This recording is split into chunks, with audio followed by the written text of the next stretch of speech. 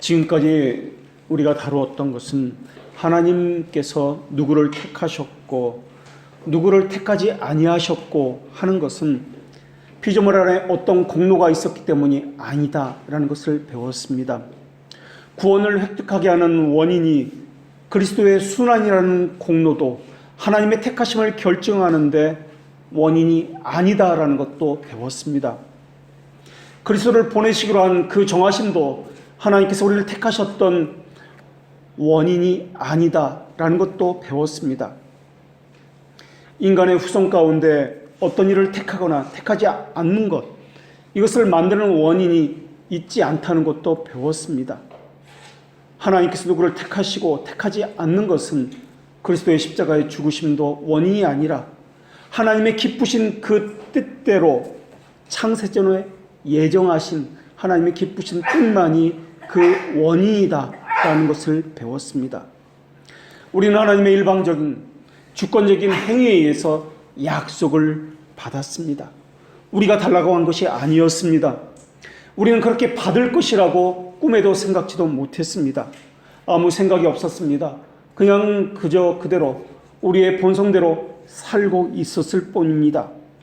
심지어 아브라함은 우상을 섬기던 가정에서 자랐고 또한 태어났습니다. 그런데 어느 날 하나님이라 불렸던 어느 신이, 그 신은 전혀 알지 못했던 신이었습니다. 무언가 말할 수 없는 신비한 이적과 함께 나타나셨고 하나님이다라는 것을 보여주셨습니다. 이 모든 것들은 하나님의 기쁘신 뜻대로였습니다. 우리에게 어떤 의지가 있었기 때문이 아니요, 우리가 무엇을 개입해서 그렇게 하나님이 우리에게 나타내 주신 것은 아니었습니다. 그러고 싶어도 우리에게는 그럴 능력조차 없었습니다. 우리는 모두가 같은 바위에서 쪼개져 나온 사람들입니다. 우리는 누구든지 같은 부패함으로 물들어져 있습니다. 우리가 아무리 몸을 씻는다 할지라도 우리의 피부색이 변하지 않는 것과 마찬가지입니다. 우리는 하나님의 진노의 형벌을 받을 수밖에 없는 동일한 사람들이었습니다. 진흙 안에 무슨 위험이 있겠습니까? 흙먼지에게 무슨 가치와 존엄성이 있겠습니까? 우리는 모두가 동일한 흙과 같은 죄인들이었습니다. 누가 조금 낫고 누가 조금 못하고 그런 것도 없습니다. 똑같이 더러운 죄로 물들어 있는 사람이었습니다. 우리는 또 마른 뼈와 같은 사람들입니다. 생명의 호흡은 전혀 있을 수가 없습니다. 생기가 조금도 들어있지 않습니다. 하나님께서 붓을 들어서 생명책을 기록할 때도 그 누구도 그곳에 기록될 만한 이름을 가지지 못했습니다. 어떤 그릇은 귀히 쓰임을 받는다고 합니다. 어떤 그릇은 비천하고 더러운 용도로 쓰임을 받는다고 합니다. 그건 역시 우리의 소관이 아닙니다. 어떤 교회는 사람들이 많이 모이는 교회가 있습니다. 어떤 교회는 사람이 아주 적게 모이는 교회가 있습니다. 그것도 우리의 소관이 아닙니다. 무덤을 열고 거기서 나오라고 한다 할지라도 우리는 들을 수가 없습니다.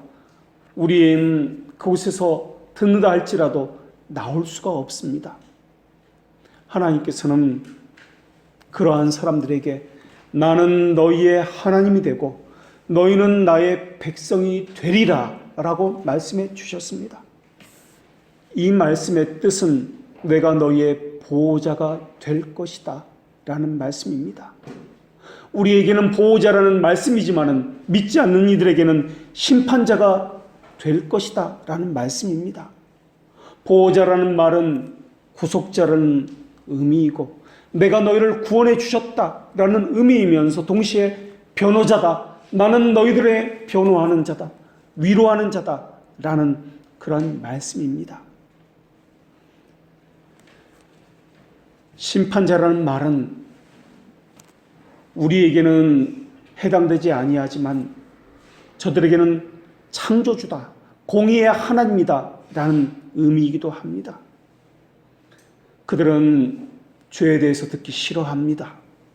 죄에 대해서 말하기도 싫어합니다. 그것을 통해서 스스로 유기된 자다 라는 것을 그들은 이야기하고 있습니다.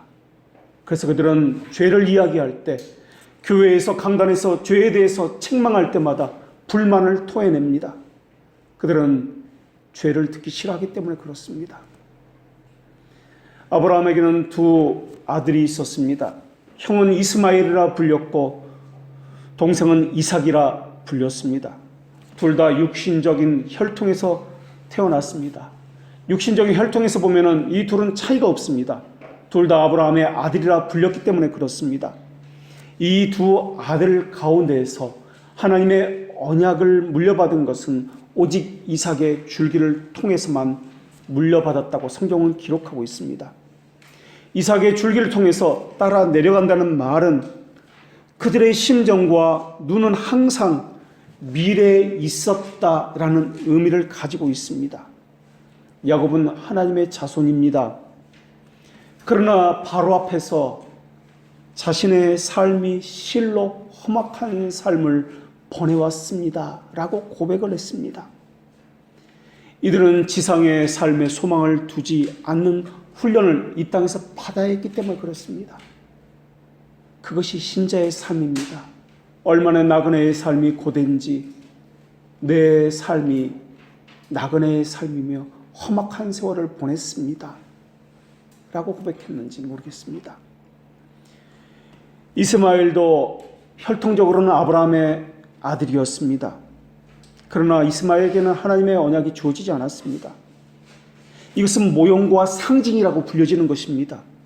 이 둘은 형제입니다. 같은 집에서 태어났습니다. 같은 밥을 먹고 같은 식당에서 둘러앉아서 같이 함께 이야기했던 그러한 사람들이었습니다. 그런데 서로 다른 길을 걷게 되었습니다. 한 명은 미래를 소망하면서 이 땅에서 고난의 삶을 살아야 했습니다. 그러나 한 명은 이 땅에서 평안의 삶, 이 땅에 소망을 두는 삶을 살아야 했습니다. 마치 같은 교회에, 같은 가족 안에 두 부류의 사람이 있는 것처럼 말입니다. 한 교회에는 한 생명책에 기록된 사람이 있고 생명책에 기록되지 못한 사람이 있습니다. 가족 가운데도 어떤 자녀는 생명책에 기록된 자녀가 있고 어떤 자녀는 생명책에 기록되지 못한 자녀가 있는 것과 마찬가지입니다. 오늘 본문에는 생명책에 기록된 그 자녀의 특징이 분명히 설명이 되고 있습니다. 오직 약속의 자녀라야 한다라는 말씀입니다. 그리고 그 자녀는 여기심을 받은 자녀다라는 것입니다. 여기심을 받는다는 이 말은 자격이 전혀 없다라는 뜻입니다. 여기심을 받는다는 것은 그렇지 않은데 그렇게 여긴다, 간주한다라는 뜻입니다. 이 의미가 바로 칭이다라는 것을 우리가 이미 배웠습니다. 성경은 이런 것이 없는데도 불구하고 하나님께서 의로 여기셨다라고 말씀을 합니다. 그것을 성경에서는 복이다라고 이야기합니다. 아무것도 하지 않았습니다. 그럴 자격이 없습니다. 그런데 성경에서는 이랬다, 일하지 않았는데 이랬다, 그럴 자격이 없는데 그런 자격이 있다, 그런 사람이 받는 것을 복이다라고 이야기합니다. 이것이 시편 32편 1절에서 말하고 있는 것입니다. 이것이 바로 칭의다라는 것을 우리가 이미 배웠습니다. 구원에서 우리 안에 어떤 능력도 없습니다. 하나님께서 우리 안에서 무언가를 고려하지 않습니다. 오직 은혜만, 그래서 선물이다라고 이야기합니다. 이것을 언약이다라고 이야기하는데 언약에는 두 가지 약속이 들어 있습니다. 신실한 자들은 이 땅에서 고난을 받는다 하는 것입니다. 그러나 하나님께서 나를 버리지 않는다는 이 확신, 이 약속을 신자들은 가지고 있습니다. 어떤 고난 가운데에서도 신자들은 하나님께서 나를 지키신다, 선하신 하나님께서 모든 것을 주관하신다. 그렇기 때문에 상황과 그 환경에 매이는 것이 아니라 환경과 소망 너머에 있는 하나님의 섭리와 경륜, 그 선하심을 바라보기 때문에 하나님을 불평하지 아니하고 원망하지 않는다는 이것이 신자들 가운데는 약속으로 자리 잡고 있다라는 것입니다. 그것을 우리는 아버지 되십니다라고 고백을 합니다. 약속의 두 번째 부분은 하나님은 복의 현실적인 것을 뛰어넘으시는 분이다라는 것을 우리는 알고 있다는 것입니다. 우리는 항상 이 땅에 매여 있는 것처럼, 그렇게 이 땅에서의 모든 것이 이루어지는 것처럼 이 땅의 것을 소망하고 있습니다. 그러나 하나님은 물질적인 것, 눈에 보이는 가시적인 것에만 매이시는 분이 아니십니다. 그렇기 때문에 우리는 하나님을 향해서 눈에 보이지 않는다 해서 영이시다라고 고백을 합니다. 영이라는 것은 가시적인 것, 썩어질 것, 눈에 보이는 것에 매이지 않는다는 뜻입니다. 이 모든 것들을 초월한다는 뜻입니다. 그러나 우리는 현실적인 것, 상황적인 것에만 매이고 있습니다. 그래서 우리는 현실을 증오하지는 않지만은 현실을 경멸하는 삶을 훈련받는 것이 우리입니다. 다시 말하면 상황과 환경에 매이지 않는 삶을 훈련받는 것, 그것을 우리는 나그네의 삶이다라는 것입니다. 신자들은 누구든지 이 두 가지 언약을 가지고 이 땅에 살아가면서 훈련을 받습니다. 구약 성도들은 지상의 삶을 무시하면서 더 나은 삶이 있다는 것을 바라보면서 살았습니다. 이것을 히브리서 11장에서는 믿음이다라고 이야기합니다.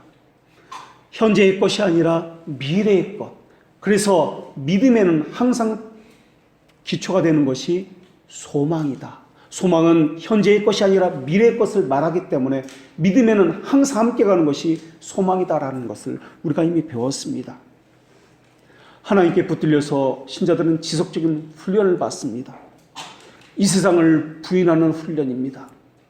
상황과 환경을 보지 않는 것, 눈에 보이는 그것대로 보지 않는 훈련을 받는 것, 이것이 신자의 삶입니다.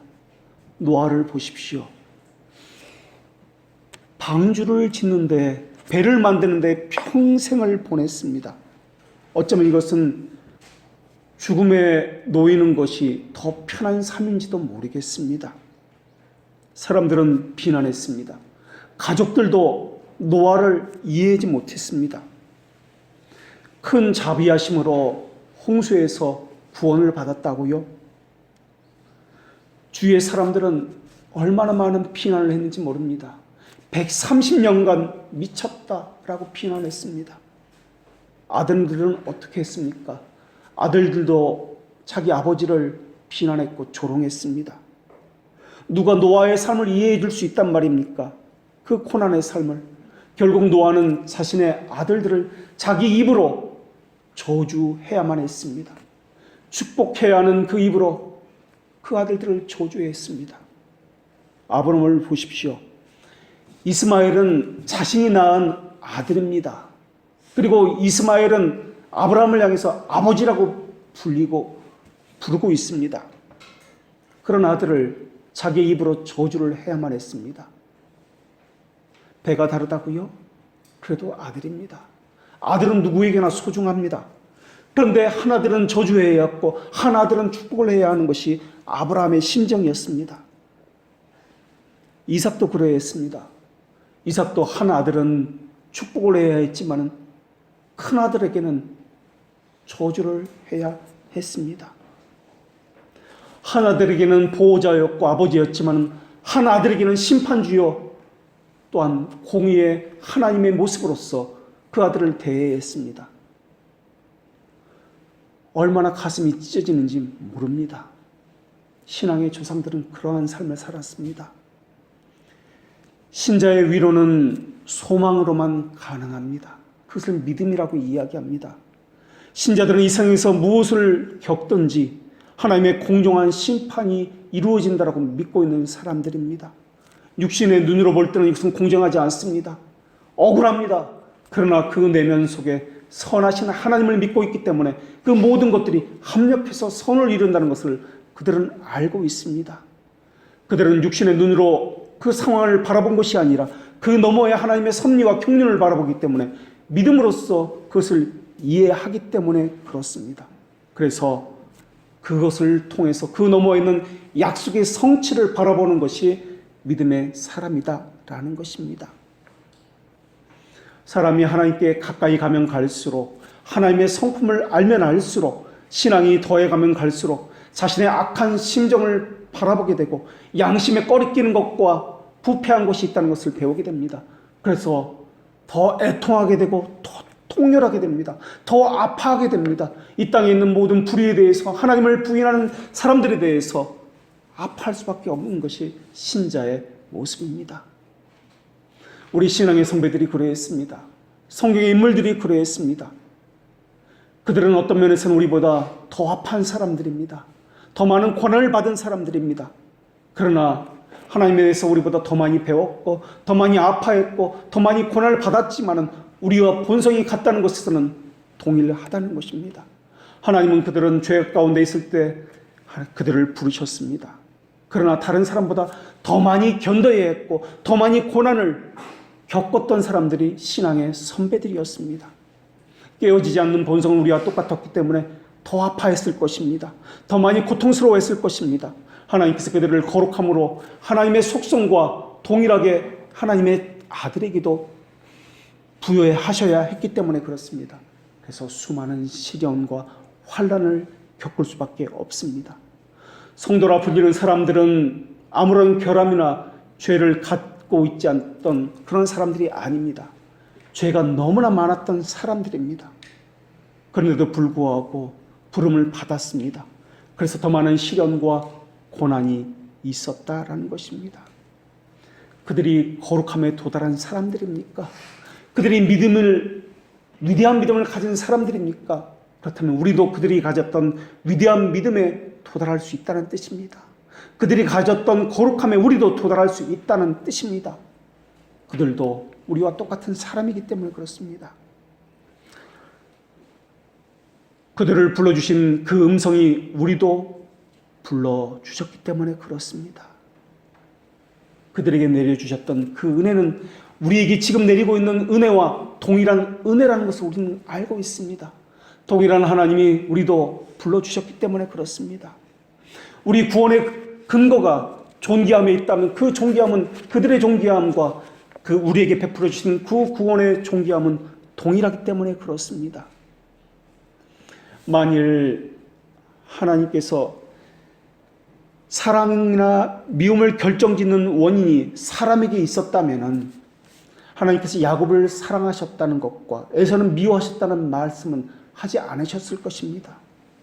태어나기도 전에 무슨 선이나 악을 행하기도 전에 사람의 협조나 행위에 달리지 않았다고 말씀하시면서 태어나기도 전에 사랑하셨다, 태어나기도 전에 미워하셨다고 하나님께서 말씀하셨습니다.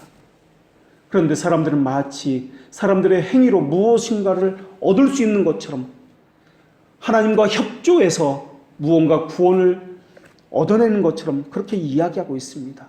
그러나 성경은 분명히 말씀하고 있습니다. 사람의 행위로 택하심의 원인을 보지 않는다라고 말입니다. 시간 속에서 무언가 행하기 때문에 하나님께서 그들을 받으신다고요? 기도했기 때문에 하나님의 뜻이 이루어진다고요? 천만의 거짓말입니다. 하나님이 뜻하시기 때문에 기도를 하게 하셨고 하나님의 뜻이 이루어지는 것입니다. 그것을 말씀하시면서 이스마엘은 육체로 낳았다, 이삭은 약속을 따라서 낳았다라고 말씀하고 있습니다. 우리가 아브라함을 생각해 봅시다. 아브라함의 75세 나이 때 후손을 줄 것이다 라고 약속을 해주셨습니다. 하나님 백성은 그가 누구이든지 동일합니다. 동일한 조건, 동일한 교리로 하나님과 약속을, 언약을 맺습니다. 불안합니다. 염려합니다. 연약한 심정을 가지고 있습니다. 죄로 가득 찬 모습 그대로 하나님께서 약속을 맺으십니다. 아브라함 편에서 생각해 봅시다. 언제인지 모릅니다. 내년인지 내후년인지 언제인지 모릅니다. 하나님 언제까지 기다려야 됩니까? 속 시원히 말씀해 주시면 기다리기 편할 텐데 피가 마르는 것 같고 눈에 진물이 나는 것처럼 힘겹습니다. 그래서 시간이 지나가면 지나갈수록 내가 잘못 들었는가? 이 신비한 기적이 이것은 거짓이었는가? 내가 무언가 착각한 것은 아닌가? 하나님께서 내게 원하시는 것이 혹시 이런 것은 아닌가? 이것은 아닌가? 저것은 아닌가? 내가 저런 것을 하는 것을 하나님께서 원하는 것은 아닌가? 머리를 짜낼 것입니다. 그래서 몸종에게서 이것이 하나님의 뜻인가 보다 해서 하갈로부터 이스마엘을 얻게 되는 것입니다. 하나님의 뜻을 내가 행했다라고 얼마나 기뻐했겠습니까? 아들을 얻고 나서 그래, 이 아들이 하나님께서 약속하신 그 아들일 거야 라고 착각했는지도 모르겠습니다. 항상 해석의 문제가 항상 문제입니다. 성경은 성경 말씀 그대로 전해주는 것이 중요한 것이 아니라 그것을 어떻게 해석하느냐, 이것이 중요하기 때문에 그렇습니다. 누구든지 성경대로 말씀을 전한다라고 이야기합니다. 그러나 그것에 대해서 해석을 할 때 하나님 중심으로 하느냐 사람 중심으로 하느냐, 이것은 다릅니다. 성경을 성경대로 해석해야 하는 것이죠. 해석의 문제가 걸렸습니다. 이것이 하나님의 뜻인가? 이스마엘이 약속의 자녀입니까? 성경은 하나님의 무상적인 자비하심에 대해서 약속이 이루어진다라고 말씀합니다. 무상적인 자비인가? 14년이 지났습니다. 우리가 아는 대로 아브라함은 하나님으로부터 엄청난 책망을 받습니다. 그리고 나서야 100세의 이삭을 얻습니다. 75세의 약속을 받았습니다. 그리고 100세의 이삭을 얻습니다. 25년을 장장 기다렸던 왔던 것입니다. 야곱처럼 험악한 세월이었습니다 라고 고백했을 것입니다. 노아처럼 눈물의 세월이었습니다 라고 고백했을 것입니다. 차라리 아들이 없는 것이 낫습니다. 차라리 죽는 것이 낫습니다. 모든 비난, 네가 가진 믿음은 거짓이다 라는 이것에 대해서 어떻게 무엇이라고 말할 수 있겠습니까? 하나님은 무엇이라 하시고 그들과 언약을 맺으셨습니까? 나는 너의 하나님이 되리라. 이것은 우리 의지와는 전혀 상관없이 일방적으로 하나님께서 그렇게 하고야 말겠다는 것입니다. 이 말씀은 하나님 안에서 행복하기를 원하신다면 가식인 행복을 모두 내려놓아야 한다는 뜻일 것입니다. 아브라함의 삶을 보십시오. 하나님께서 지시한 땅으로 처음에 들어갔습니다. 하나님이 거하라고 한 땅에 들어갔는데 어떤 일이 있었습니까? 그 지역에 기근과 가뭄이 있었습니다. 우리 생각으로는 그곳에 들어가면 풍요로움이 있고 부를 얻고 건강을 얻고 수많은 많은 소유를 눈에 보이는 것들을 얻어야 합니다.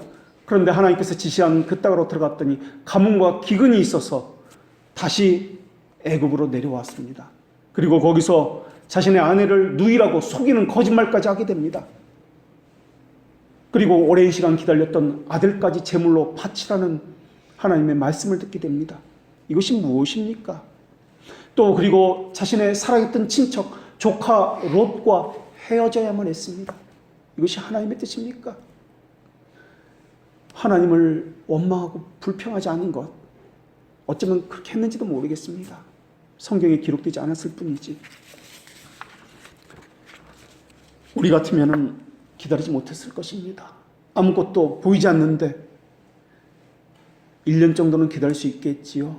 2년 정도는, 어쩌면 5년 정도는 기다릴 수도 있을 것입니다. 10년 기다렸습니다. 그러다 생각난 것이 나의 종이었던 다메섹 사람 아들 엘리에셀이 나의 상속자입니까? 라고 했던 것입니다. 그리고 11년을 기다려서 그 다음에 나온 것이 하갈에게서 이스마엘을 낳은 것입니다. 그리고 그 이후로도 14년을 더 기다려서 이삭을 낳게 된 것입니다. 그 기다림이 어찌 아브라함에게만 해당되는 기다리기겠습니까?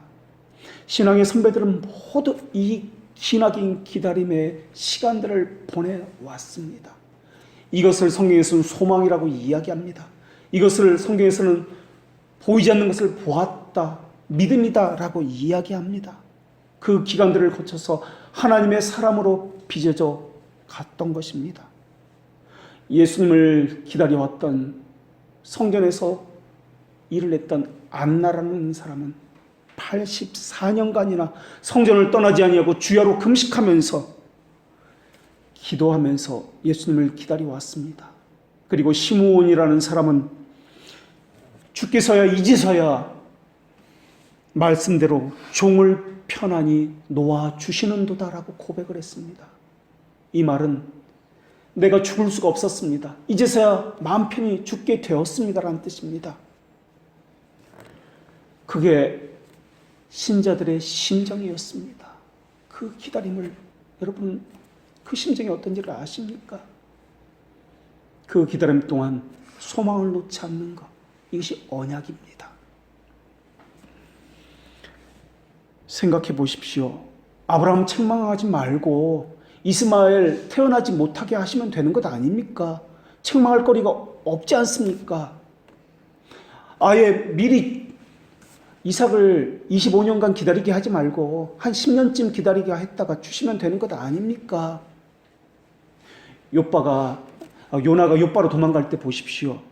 처음부터 도망가기 전에 강도를 만나서 가진 물건 다 빼앗고, 그러면은 요나가 니느웨로 가지 아니하고 도망갈 생각은 못했을지도 모르겠습니다.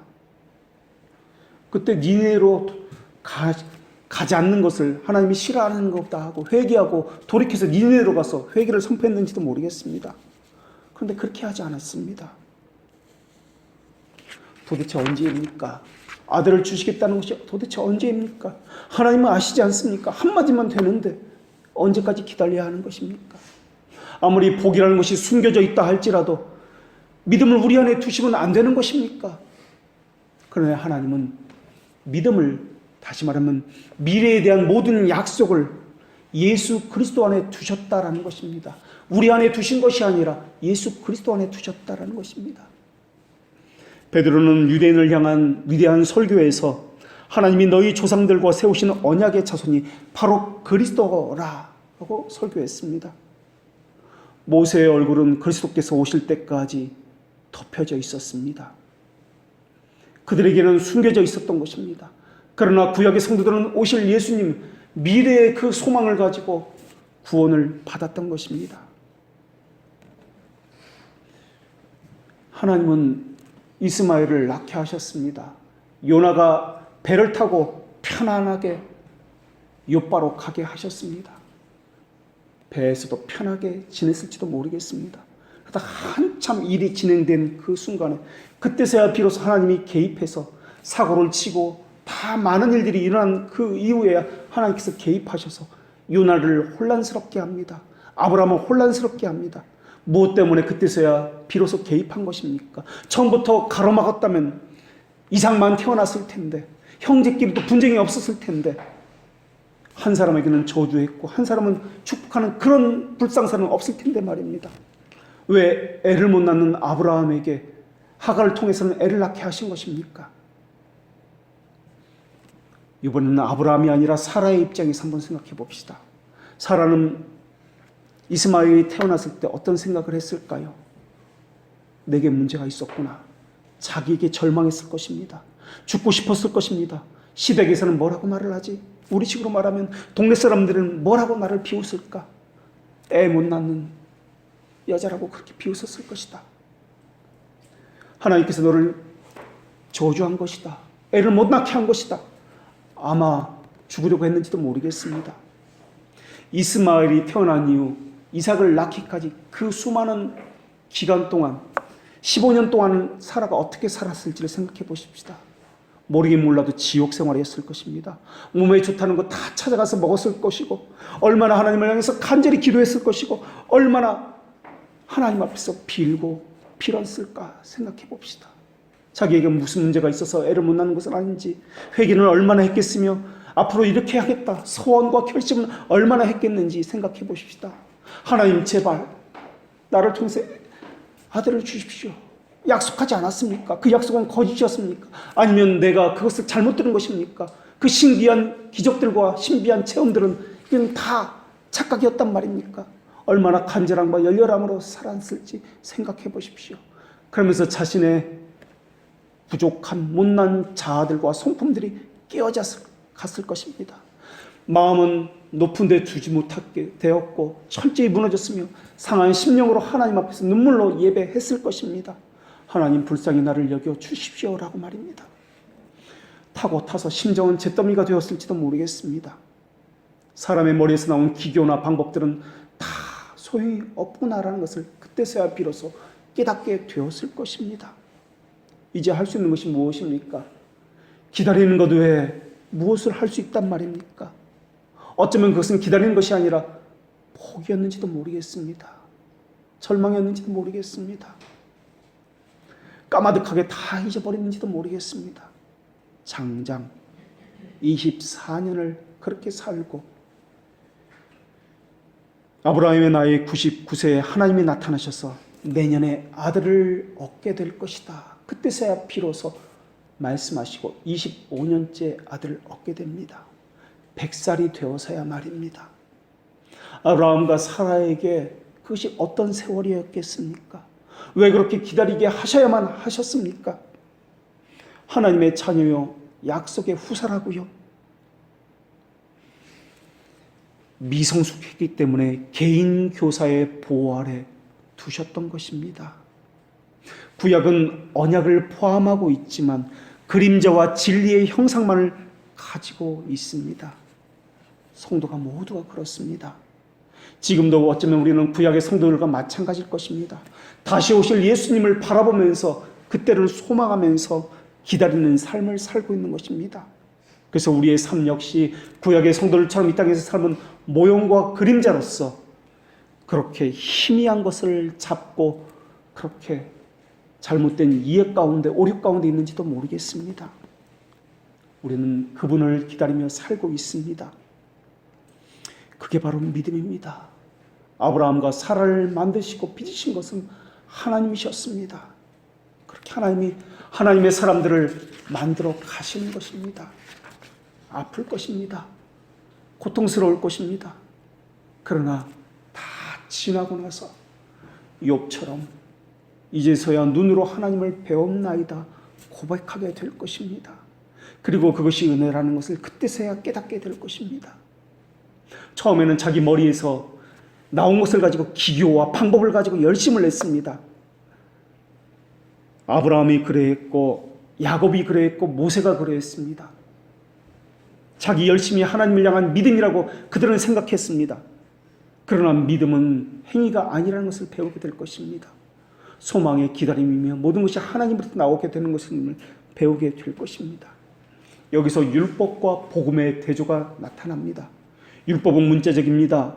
그러나 복음은 영적인 교훈이며 이면의 것입니다.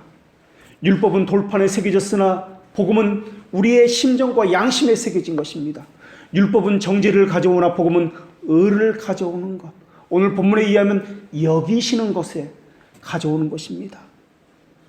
에서는 공허한 것을 추구했으나 야곱은 영속적인 것과 영적인 것을 추구하게 됩니다. 그래서 약속은 고난이며 눈물입니다. 상한 심령이 되어서 기다리는 것이 약속입니다. 성경도 자기를 꾸짖습니다. 가족도 자기를 꾸짖고 버립니다. 주위 사람들도 나를 무시하고 환경도 나를 저버립니다. 홀로 있습니다. 의지할 곳은 아무데도 없습니다. 모든 활기와 생기는 다 잃어버렸습니다. 자식 이야기만 하면 그 자리를 피하고 싶고 지구멍이라도 들어가고 싶은 심정이 될 것입니다. 저 깊은 곳에서는 네가 그러고도 사람이냐? 그런 소리가 계속 들려올 것입니다. 그때 어떻게 하겠습니까? 하나님만 바라볼 수밖에 없는 것입니다. 오늘 본문은 자식이 있다, 아들이 있다 없다 그런 이야기가 아닙니다. 우리에게 십자가를 지는 것, 이것을 말하는 것입니다. 약속이라는 것은 십자가를 지게 하는 수단입니다. 하나님의 뜻을 이루게 하는 그 방편이다라는 것입니다. 그래서 약속은 자기를 평가할 때 나는 아무것도 아니다라는 것을 평가하게 만듭니다. 약속은 그리스도를 따르게 하는 수단이며 하나님의 자비와 긍휼을 바라보게 하는 수단이 된다라는 것입니다. 그래서 약속은 항상 자신의 비천함을 겨냥을 합니다. 고집스러우면서도 무지하고 난폭하면서도 미선적인 나 같은 사람을 낮추시는 하나님의 방법, 하나님의 형상으로 빚으시는 하나님의 약속이라는 것입니다. 약속의 자녀라는 그 말 한마디 때문에 얼마나 오랜 시간 눈물로 기다려왔는지 모릅니다. 오직 약속의 자녀라는 이 한마디 때문에 얼마나 고난과 눈물을 흘려야 했단 말입니까? 하나님은 하나님의 자녀에게 본성적인 자기 부인을 심어 놓으셨습니다. 자기 일만 알던 이교도인 내 안에 하나님의 영광을 바라보는 소망을 심어 놓으셨습니다. 그리고 하나님의 약속이 이루어지기 전까지 하나님의 자녀는 아무도 하나님에게서 벗어날 수 없게 됩니다. 그래서 성경은 이것을 하나님이 택하신 자들의 믿음이다라고 부르고 있습니다. 이 믿음은 약속이 그래했던 것처럼 택함받은 사람들 안에 있던 믿음이 아닙니다. 하나님께서 택하실 자들에게 부어주신 외부로부터 주어지는 믿음입니다. 택하심은 믿음의 믿음이 원인이지 믿음이 택하심의 원인이 아니다라는 것입니다. 불이 열기의 원인이지 열기가 불이 원인이 아닌 것처럼 말입니다. 해가 낮의 원인이지 낮이 해가 떠오르게 하는 원인이 아닌 것처럼 말입니다. 사람은 내가 믿었기 때문에 택함받은 것이 아닙니다. 택함을 받았기 때문에 내가 믿은 것입니다. 선택받은 사람에게는 세상에 있는 타락한 사람보다 나을 것이 전혀 없습니다. 그런 사람들을 하나님이 빚으시는 것입니다. 그런데 우리는 항상 또 우리만 생각합니다. 부모는 자녀가 아파하는 것을 견딜 수 없어 합니다. 우리가 고통스러워하고 아파할 때 그 부모의 심정은 어땠는지도 생각해 보십시오. 차라리 부모는 자신이 아파하는 것을 선택하고 싶은지도 모릅니다. 예수 그리스도의 십자가를 생각해 보십시오. 그 십자가야말로 언약의 징표가 아닙니까? 그 언약의 원리는 이 세상을 본받지 말고 마음을 새롭게 함으로 변화를 받아서 하나님의 뜻이 무엇인지를 분별하는 말씀이었습니다. 하나님께 바쳐진 것은 거룩하지 못한 것은 사용될 수가 없습니다. 거룩하지 못한 것이 하나님 앞에 바쳐진다면 그것은 하나님을 모욕하는 것이 되기 때문에 그렇습니다. 그래서 하나님께서 내가 거룩하니 너희도 거룩하라 라고 말씀하십니다.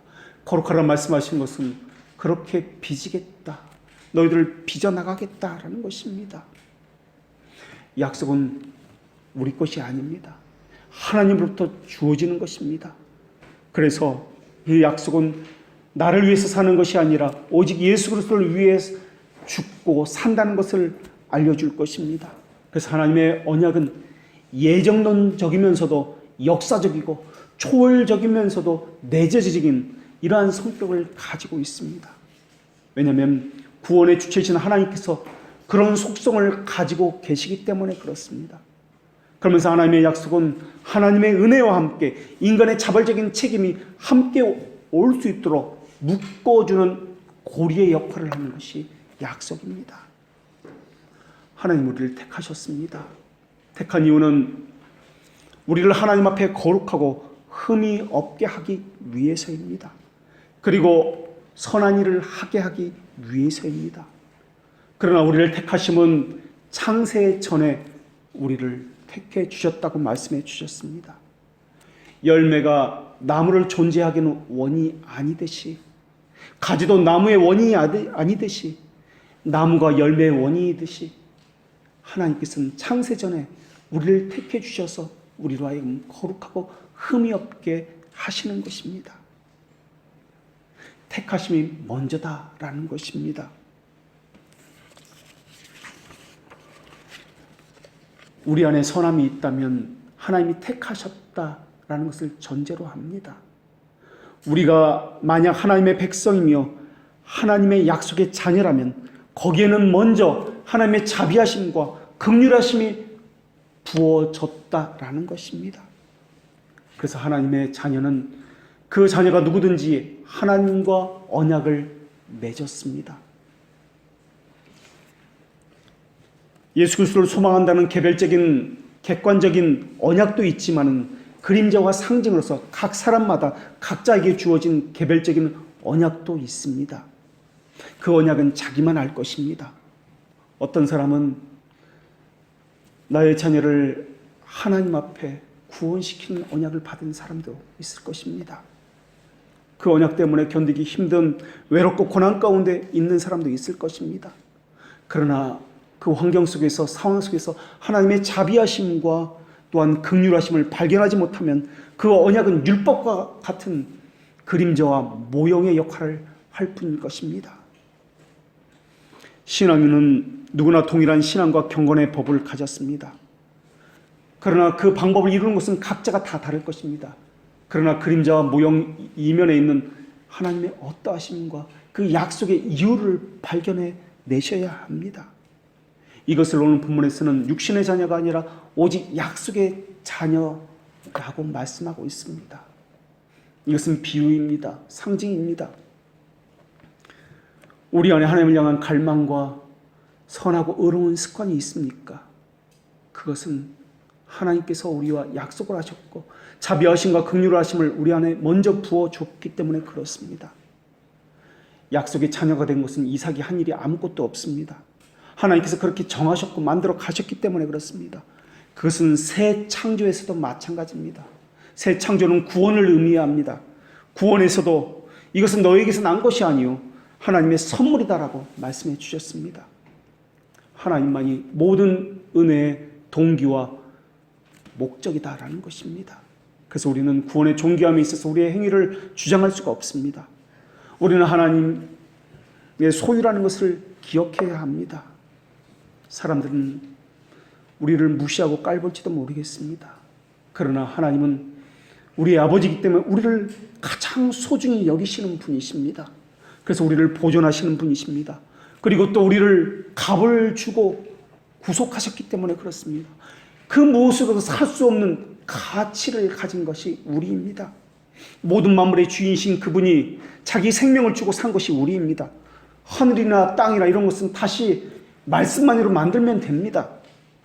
사람도 흙으로 다시 빚으시면 됩니다. 그리고 무슨 일을 할 때 천사들을 동원해서 일을 하시면 됩니다. 그런데 하나님께서는 자기를 버려서 우리를 구원해 주셨다라는 것입니다. 다시 말하면 우리는 천하 만물보다 귀하다라는 것입니다. 하나님의 자녀는 자신이 하나님의 것이다, 소유다라는 것을 배우게 될 것입니다. 그리고 그것이 얼마나 기쁜지 뼈에 새기고 살에 새기게 될 것입니다. 그리고 하나님께서 우리에게 어떤 일을 행하셨는지도 점점 깨달아 알게 될 것입니다. 이것을 우리는 믿음의 체험이다, 체험적 신앙이다 라고 하고 있습니다. 무언가 이적이 있고 신비한 체험을 하는 것, 이게 신앙의 체험이 아니다 라는 것이죠. 아버지를 체험하는 것, 하나님의 속성을 이 땅에서 체험하는 것이 신앙의 체험이다라는 것입니다.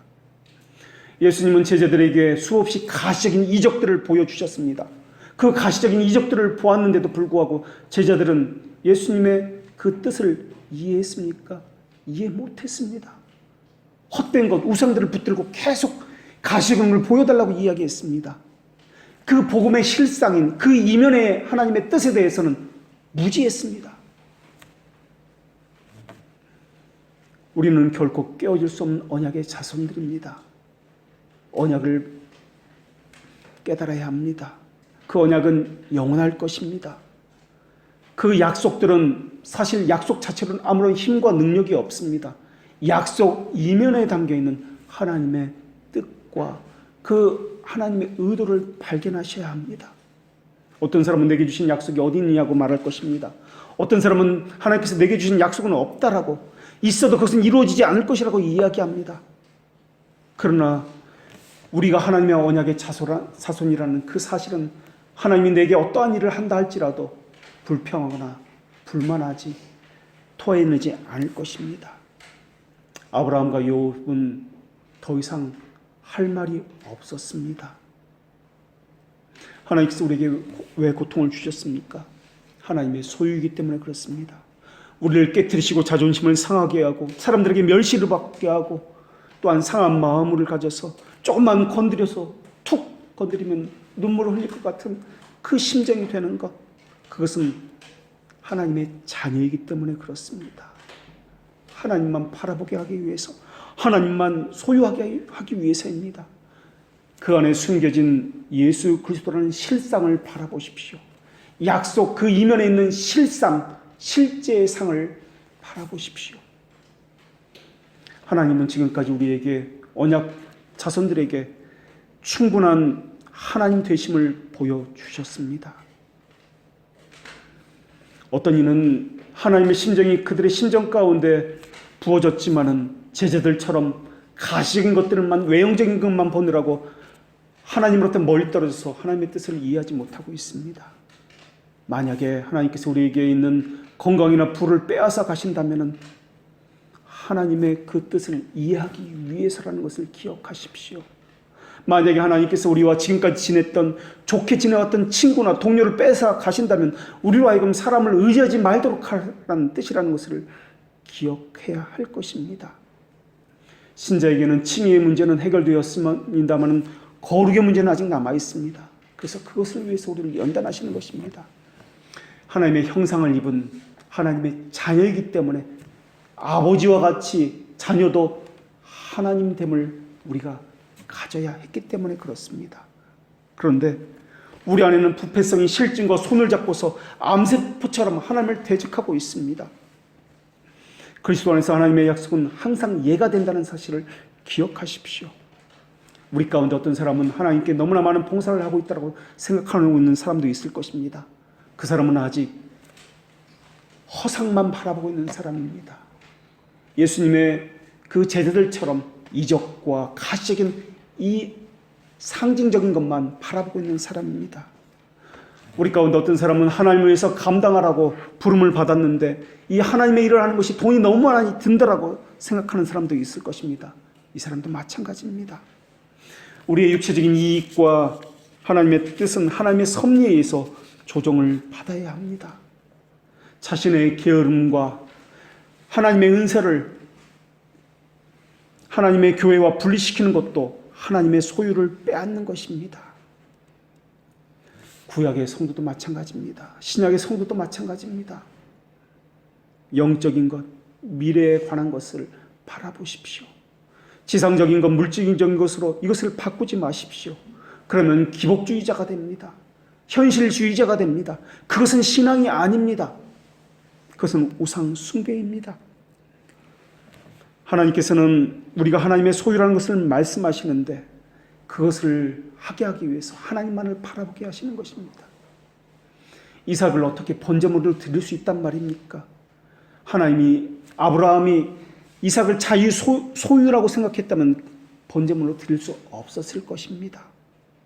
시간이나 우리 안에 있는 물질, 이것은 우리의 소유가 아닙니다. 하나님 우리에게 무한한 애정을 가지고 계십니다. 우리의 주인이시기 때문에 그렇습니다. 우리는 그분의 소유이기 때문에 그렇습니다. 내 것은 너무나 소중합니다. 다른 사람의 것은 나는 관심이 없습니다. 내 것이 더 아끼고 소중스럽습니다. 하나님도 마찬가지입니다. 하나님의 자녀이기 때문에 소중한 것입니다. 그래서 우리가 나의 주, 나의 하나님이라고 말할 수 있다는 것은 하나님께서는 나의 아버지다. 하나님이 우리를 자녀 삼아주셨다라는 것입니다. 하나님의 영이 우리와 함께하면 하나님의 지혜를, 섭리를 찬양하게 될 것입니다. 우리의 어리석음과 기만적인 간교함은 거부하게 될 것입니다. 하나님의 영은 선을 행하기를 기뻐하는 영이기 때문에, 사랑의 영이기 때문에 우리도 하나님의 그 영처럼 사랑을, 하나님 기뻐하시는 것을 행하게 될 것입니다. 하나님의 영은 성경의 저자이십니다. 그래서 성경을 통해서 하나님의 교리와 활동을 사랑하게 될 것입니다. 하나님의 사모하는 그 마음을 가득 차서 성경을 연구하고 자신에게 적용하게 될 것입니다. 하나님을 사랑하게 될 것입니다. 그리스도는 우리를 위해 죽으셨습니다. 그러나 그분이 다시 사셨습니다. 그리고 그분은 우리를 위해서 기도하고 계십니다. 우리를 위해 죽으신 그리스도의 사랑을 생각해 보십시오. 그리스도의 의를 말하면서 권고하십시오. 앉았을 때나 일할 때나 가정에서나 일터에 나갈 때나 그분의 의를 말하십시오. 약속의 자녀는 하나님의 것입니다. 그분은 우리의 의가 되십니다. 거룩하게 되는 법을 배우십시오. 마음으로, 양심으로 거룩하게 되는 법, 동기나 행위나 모든 방법의 과정 가운데 말이나 생각이나 무엇에 있었든지 흠이 없이 사는 법을 배우십시오. 그리고 그리스도를 아는 지식에 있어서 자라가십시오. 말씀으로 우리의 심정을 적시지 아니하면 우리 안에 있는 교만은 날로 싹을 틔워갈 것입니다. 그 교만은 하나님을 거절하라고 재촉할 것입니다. 우리를 위해서 죽으신 사랑을 생각하십시오. 우리가 많이 용서받았다는 것을 생각하십시오. 용서받은 만큼 용서할 수 있어야 되는 것 아닙니까? 그리고 우리에게 왜 약속을 주셨는지를 물어보십시오. 왜 전이니까? 왜 저입니까? 라고 물어보십시오. 왜 하나님을 높여야 되고 우리는 낮춰야 되는지도 물어보십시오. 하나님의 영은 겸손의 영이며 자기 부정의 영이십니다. 하나님의 영은 오만과 야망과 자기를 높이는 것을 혐오하시는 영이십니다. 그분의 영은 온유와 인내와 오래 참음의 영이십니다. 그분의 영은 어리석음과 무질서의 영이 아니십니다. 난폭함과 혼란함과 질투와 논쟁과 비난과 복수를 미워하시는 영이십니다. 하나님의 영은 하나님을 향한 열정의 영이십니다. 그분의 영은 하나님을 따르는 데는 무관심한 것을 싫어하십니다. 하나님의 뜻에 반대하는 것을 미워하시는 영이십니다. 그렇기 때문에 모두가 아브라함의 자손이 아닙니다. 오직 약속의 자녀만이 하나님의 자녀로 여기심을 받습니다. 그 약속의 자녀는 자신의 육신을 십자가에 못 박고 육체와 거슬려 싸우는 자로 빚어져 가는 사람일 것입니다. 이미 싸우는 중에 있는 사람도 있고 저 멀리 앞서 나가는 사람도 있을 것입니다. 그러나 그가 누구든 하나님의 약속의 자녀는 인침을 받은 그 순간 이후로 육체적 죄악과 쾌락을 추구하는 것을 혐오하게 될 것입니다. 그리고 그리스도의 영을 받은 사람은 그리스도의 교리와 모순되는 교리를 거부하게 될 것입니다. 그리고 그 교리에 일치하는 삶을 살도록 성령께서 감동을 주실 것입니다. 하나님의 약속의 자녀는 약속의 말씀을 받은 사람들입니다. 그들의 마음은 하나님을 향해서 불일 듯 일어나게 될 것입니다. 그리고 하나님의 영광을 위해서 살기를 소망하게 될 것입니다. 그리고 그들은 말씀을 듣기만 하는 것이 아니라 그 들은 말씀을 하나라도 지키려고 할 것입니다. 사람들은 오늘날 좋은 말씀이 어디 있는가, 좋은 교회가 어디 있는가 찾아다니고 있습니다. 그러나 자기가 교회가 되어야 한다는 사실은 잊고 있습니다. 어디에 참된 교회가 있느냐는 관심이 있지만 자기가 참된 교회가 되어야 한다는 것은 잊어버리고 있습니다. 이것을 위선이라고 이야기합니다. 나를 어떻게든 누가 바꿔주기를 원하고 있습니다. 내가 바뀌어야 된다는 사실은 그들은 모르고 있습니다. 좋은 교회, 좋은 목사가 따로 있는 것이 아닙니다. 좋은 신자에 의해서 좋은 교회가 되는 것입니다. 좋은 신자에 의해서 좋은 목사가 나오는 것입니다. 그러나 오늘날 사람들은 거짓된 허황적인 것을 찾아다니고 있습니다. 그 사람이 맺는 열매를 통해서 그 사람이 누구인지를 밝혀주고 있다는 것을 기억하십시오. 기도하겠습니다.